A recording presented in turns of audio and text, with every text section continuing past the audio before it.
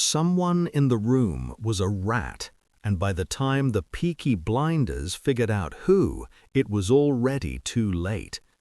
In the smoke-choked slums of 1890s Birmingham, this gang ruled through fear and blood.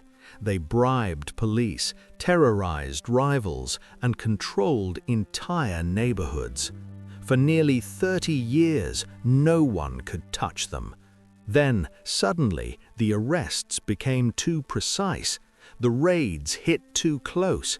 Information was leaking from somewhere inside. Someone they trusted had sold them out. What really happened? Who destroyed the Peaky Blinders from within? And why did Birmingham's most feared gang never see it coming? Stay with me to the end, because what the history books left out might change everything you think you know. And if you're new here, subscribe now so you don't miss what comes next. But first, we need to understand how betrayal became so easy. To understand how the Peaky Blinders were betrayed, you first need to understand how Birmingham's police learned to fight dirty. By the 1890s, the city was drowning in gang violence. The Peaky Blinders weren't the only crew terrorizing the streets. There were the Cheapside Sloggers, the Garrison Lane Boys, dozens of smaller factions fighting over territory in the slums of Small Heath and Bawdsley. Violence was constant. Police officers were outnumbered, outmatched, and frequently attacked. In 1898, a constable named George Snipe was beaten to death by gang members who fractured his skull with a brick. The message was clear: the streets belonged to the gangs. So the police changed tactics. Direct confrontation wasn't working. Raids failed because someone always tipped off the gangs beforehand. Witnesses refused to testify out of fear. Court cases collapsed. The Peaky Blinders had eyes everywhere and seemed untouchable. But every organization has cracks, and Birmingham's police force learned to exploit them. They started recruiting informants, not from the outside, from within. They targeted gang members who were desperate, greedy, or scared. Men facing serious charges who wanted lighter sentences. Men with families who could be threatened. Men who simply wanted money and didn't care where it came from.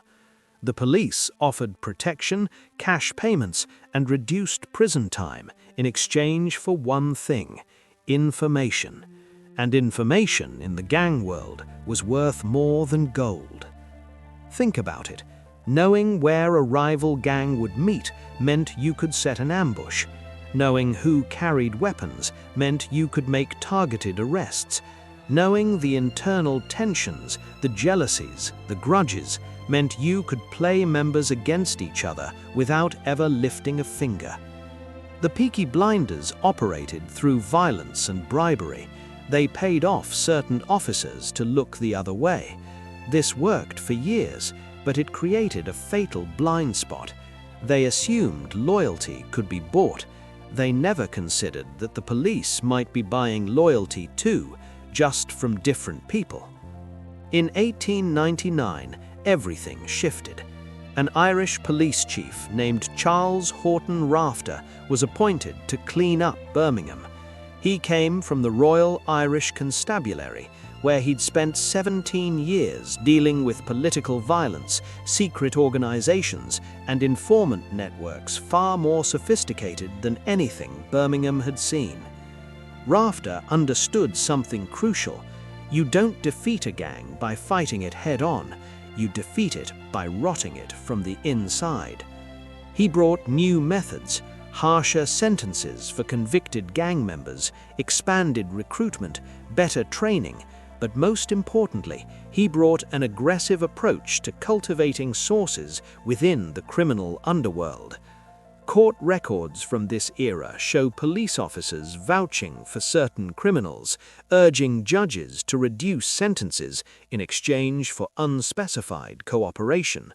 The pattern is unmistakable. Deals were being made. silence was being purchased. The Peaky Blinders continued bribing their usual contacts, never realizing the ground had shifted beneath them. Rafter wasn't interested in the officers who took gang money. He was building something else entirely, a network of eyes and ears inside the gangs themselves. Someone in the Peaky Blinders said yes to an offer, maybe more than one person, and from that moment on, the gang was living on borrowed time. But the real question isn't whether informants existed. The question is who they were, and that's where the story gets darker. The raids started hitting differently in 1898. Too accurate, too well-timed, too perfect. Before, police operations against the Peaky Blinders had been clumsy. Officers would storm a pub expecting to find gang members and discover nothing but empty chairs and cold drinks. Tip-offs traveled faster than police boots. The gang always seemed one step ahead. Then something changed. Suddenly, raids landed exactly where they needed to. Police arrived at meeting spots within minutes of gatherings. They knew who would be armed. They knew who would run and which direction. Arrests that once took weeks of planning now happened with surgical precision. Men who thought they were untouchable found themselves in handcuffs before they could reach for a weapon. The Garrison Lane ambush became infamous among those who survived it. A group of Peaky Blinders gathered at their usual spot, a pub they'd used for years. Familiar faces, familiar routine. Nothing seemed wrong until the doors burst open and police flooded in from every entrance simultaneously. No warning, no chance to scatter. The timing was impossible unless someone had told the police exactly when and where to strike. Afterward, the arrested men sat in cells trying to work out what had happened. The location wasn't public knowledge. The meeting time had been decided only hours before. The only people who knew were people inside the gang. The mathematics didn't lie. Someone had talked. But here's where it gets complicated. Not everyone was arrested that night. Some members who should have been there simply weren't. Others received surprisingly light sentences, while their companions got years of hard labor. The inconsistencies screamed favoritism or protection. Suspicion spread like fire through dry wood. Suddenly, every absence looked deliberate. Every short sentence looked like a reward. Men who'd trusted each other for years began watching each other with new eyes. Old friendships fractured overnight. Accusations flew in whispered conversations. The Peaky Blinders had always been violent toward outsiders. Now, that violence started turning inward. The police didn't need to arrest everyone. They just needed to make the gang tear itself apart. And it worked. Thomas Gilbert, the man known as Kevin Mooney, was considered the most powerful figure among the Peaky Blinders. He changed his surname constantly to avoid detection and orchestrated many of the gang's land grabs and protection rackets.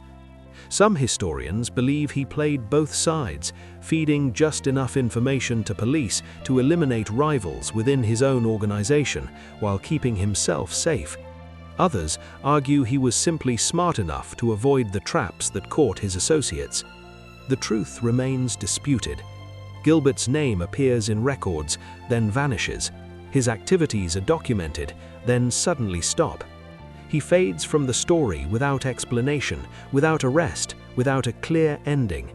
For a man supposedly at the center of Birmingham's most notorious gang, his exit from history is suspiciously quiet. Then there were the publicans. The Garrison pub and others like it served as unofficial headquarters for the gang. The men who ran these establishments walked an impossible line. They profited from gang patronage, but also faced constant pressure from police. A publican who cooperated with authorities could lose everything. A publican who didn't could find himself arrested on any number of charges. Some chose survival over loyalty. Police records show that certain pub owners received unusual leniency despite clear connections to criminal activity. Licenses that should have been revoked stayed active. Charges that should have been filed never materialized. The implication is obvious. These men were useful, and useful men were protected. The Peaky Blinders trusted these publicans with their meeting places, their conversations, their plans. They drank and plotted in rooms where the walls had ears, and they never suspected that the man pouring their drinks might be the one sending reports to Charles Rafter's officers. By 1900, the gang was fracturing. Internal violence increased. Members turned on each other over accusations of betrayal. Former allies became enemies. The tight-knit structure that had made the Peaky Blinders powerful became the very thing destroying them. The police had found something more effective than raids or arrests. They'd found paranoia, and paranoia did their work for them. But the informants weren't the only threat closing in. A new power was rising in Birmingham, led by a man who knew the Peaky Blinders' weaknesses better than anyone, because he used to be one of them. Billy Kimber knew their secrets. He knew their roots, their methods, their weaknesses. He knew exactly how to destroy them. Because before he became their greatest enemy, he was one of them. This is the betrayal nobody talks about. Kimber grew up in the same poverty-stricken streets of Aston that bred the Peaky Blinders. He came from nothing. A brass caster by trade, he ran with the gangs as a young man and learned the rules of Birmingham's underworld from the inside. He understood how protection rackets worked. He knew which publicans could be trusted and which would sell you out for a reduced sentence. He watched how the Peaky Blinders operated, took notes, and waited. Then he built something bigger. By the early 1900s, Kimber had assembled the Birmingham Boys, a rival organization that would eventually become the most powerful criminal gang in England. But here's what made him different. Kimber didn't just compete with the Peaky Blinders, he learned from their mistakes. Every weakness they had, he exploited. Every vulnerability they showed, he attacked.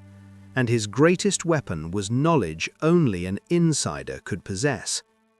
The Peaky Blinders had expanded into racecourse betting, a lucrative business that put serious money in their pockets. Horse racing was one of the few legal gambling outlets in England at the time, and the tracks attracted huge crowds carrying cash. Bookmakers operated openly, and whoever controlled the bookmakers controlled a fortune. Kimber saw the opportunity before anyone else did. He didn't just move into the racecourse business, he dominated it. With connections in Uttoxeter, Leeds, and eventually London, Kimber built a network that stretched far beyond anything the Peaky Blinders had imagined. He formed alliances with smaller gangs, absorbing them into his operation. He paid better, organized better, and fought smarter. When the Peaky Blinders tried to challenge him, he crushed them. The violence was brutal and one-sided. Kimber's men attacked Peaky Blinder operations with precision that felt personal, because it was. He knew exactly where to hit them, which members were loyal and which were already looking for a way out, which territories were strongly held and which were vulnerable. Former Peaky Blinders started switching sides. This is the part that cuts deepest. Men who had sworn allegiance to the gang, who had fought alongside their brothers in countless street battles, looked at the shifting landscape and made a calculation. The Peaky Blinders were weakening. Kimber was rising. Loyalty meant nothing if it got you killed or imprisoned. One by one, they defected. Some did it openly, joining Kimber's ranks and turning their knowledge against their former allies. Others did it quietly, feeding information while pretending to stay loyal. The effect was the same. The Peaky Blinders found themselves fighting enemies who knew their playbook because those enemies had written parts of it. Historian Carl Chin, who spent decades researching Birmingham's gang history, described Kimber as intelligent, charismatic, and ruthlessly aware of how alliances worked. He wasn't just a thug, he was a strategist. and his strategy involved turning the Peaky Blinders' own people against them.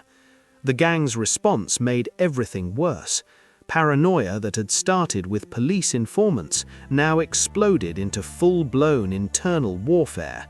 Every defection triggered accusations. Every accusation triggered violence. Men who might have stayed loyal were driven away by suspicion and brutality. The Peaky Blinders began destroying themselves faster than Kimber ever could. By 1910, the balance of power had shifted permanently. The Birmingham boys controlled the racecourses, the betting operations, and increasingly the streets themselves. Peaky Blinder families started moving away from central Birmingham, retreating to the countryside to escape the violence. The gang that had terrorized the city for decades was running.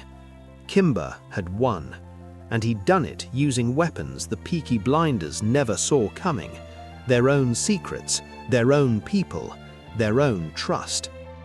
But even Kimber's victory didn't answer the deeper questions. Who were the original informants that started the collapse? Were the defections a result of the gang's weakness, or the cause of it? And why do so many records from this period contain gaps that feel deliberate?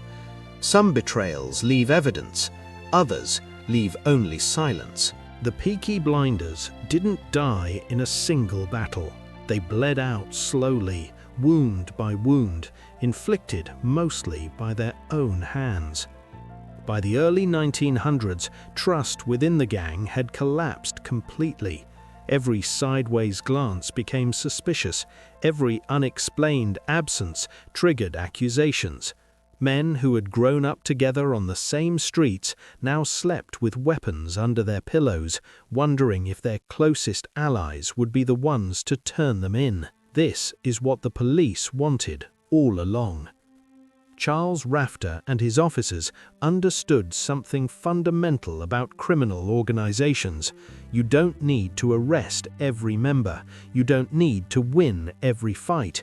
You just need to make them believe that anyone could be a traitor. Once that seed is planted, the gang does your work for you. The internal violence that followed was savage. Stephen Knight, who created the television drama based on the gang, once shared a story his uncle told him about the real Peaky Blinders.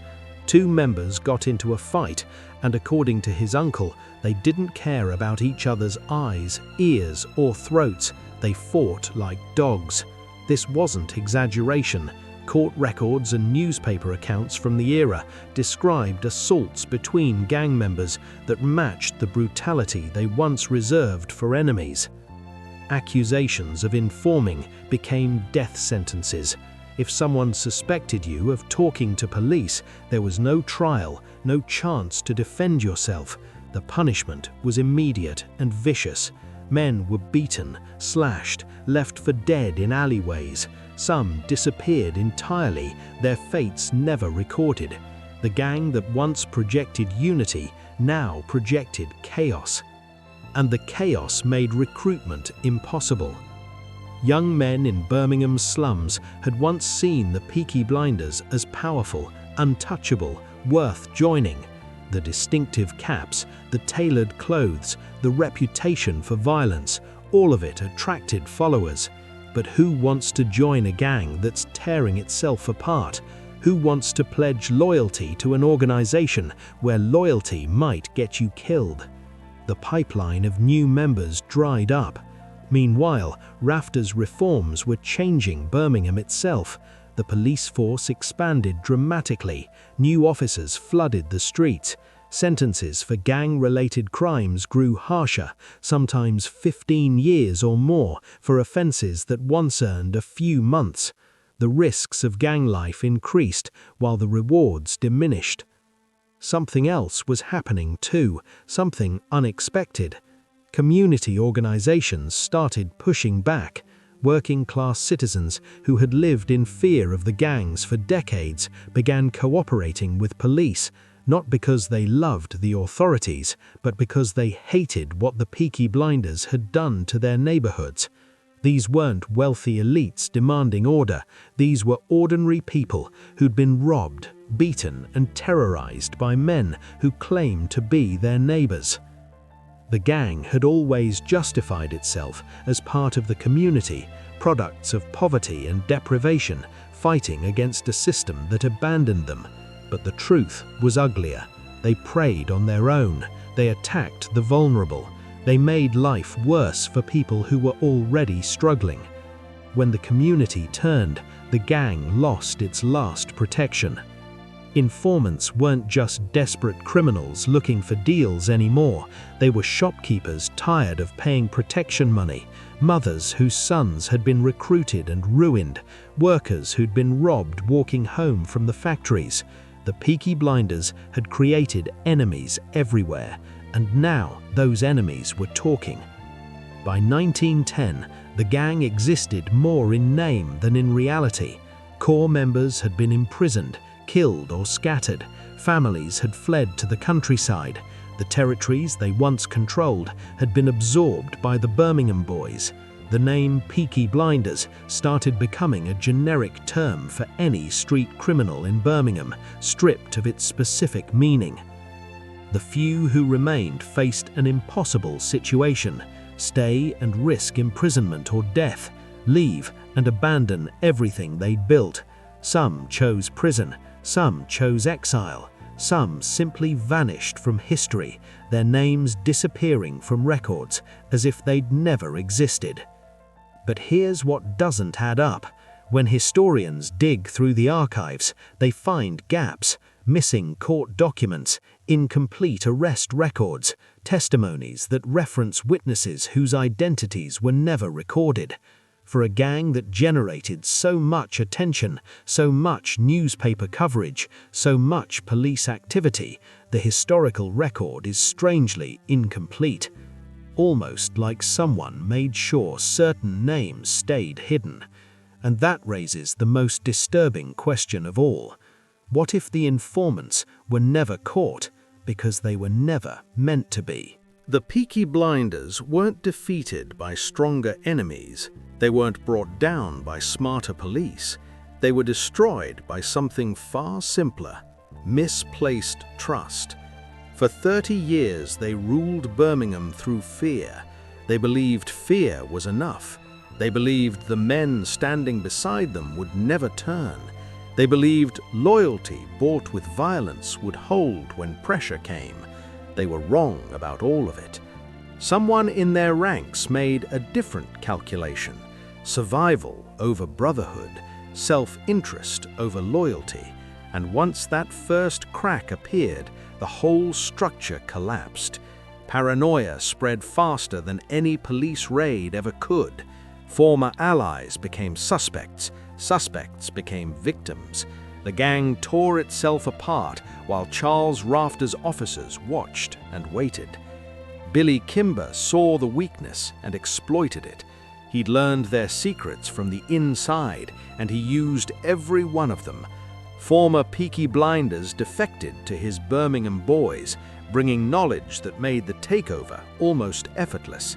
By 1910, the gang existed only as a ghost, a name without power, a memory fading into Birmingham's smoke.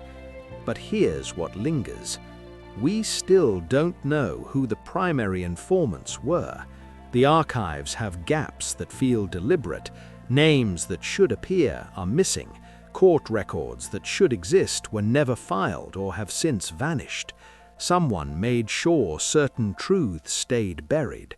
And after more than a century, those truths remain hidden.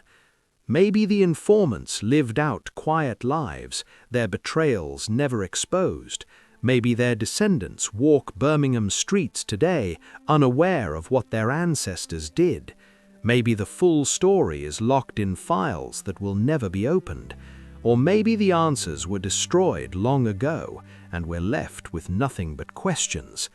What we do know is this: the Peaky Blinders built an empire on fear and called it loyalty. They trusted men who had every reason to betray them and no reason to stay faithful. They created a world where survival meant looking out for yourself, then acted surprised when someone did exactly that. Birmingham watched them burn, and somewhere in the crowd, the one who lit the match never said a word. If this story gripped you, hit that subscribe button right now. We dig into the hidden histories that others leave buried, the betrayals, the mysteries, the questions that never got answered. Drop a comment below. Who do you think the real informant was? Do you believe the records were deliberately destroyed? I want to hear your theories. Like this video if you made it to the end, share it with someone who loves true crime history, and check out the video on screen next because the rabbit hole goes deeper than you think. Until next time.